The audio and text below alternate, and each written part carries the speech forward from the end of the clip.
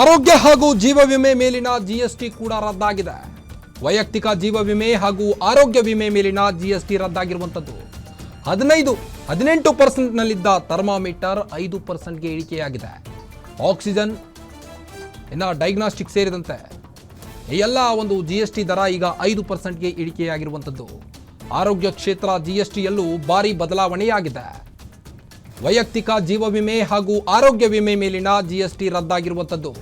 Glucometer ಕನ್ನಡಕಗಳ ಮೇಲಿನ ತೆರಿಗೆ ಇಳಿಕೆಯಾಗಿದೆ. ಆಕ್ಸಿಜನ್ ಡಯಾಗ್ನಾಸ್ಟಿಕ್ ಕಿಟ್ 12ರಿಂದ 5%ಗೆ ಇಳಿಕೆಯಾಗಿದೆ. ಗ್ಲೂಕೋಮೀಟರ್ ಕನ್ನಡಕಗಳು ಇವೆಲ್ಲವೂ ಕೂಡ ಜಿಎಸ್ಟಿ ಇಳಿಕೆಯಾಗಿರುವಂಥದ್ದು. ಸೆಪ್ಟೆಂಬರ್ 22ರಿಂದ ಈ ಒಂದು ಜಿಎಸ್ಟಿ ಸ್ಲ್ಯಾಬ್ ಜಾರಿಗೆ ಬರುವಂತ ಸಾಧ್ಯತೆ ಇದೆ. ದೆಹಲಿಯಲ್ಲಿ ವಿತ್ತ ಸಚಿವೆ ನಿರ್ಮಲಾ ಸೀತಾರಾಮನ್ ಈ ಒಂದು ಅನೌನ್ಸ್ ಮಾಡಿದ್ದಾರೆ. ದೀಪಾವಳಿಗೂ ಮುಂಚೆಯೇ ಕೇಂದ್ರದಿಂದ ಬಂಪರ್ ಆಫರ್ ಅಂತಾನೆ ಹೇಳ್ಬೋದು.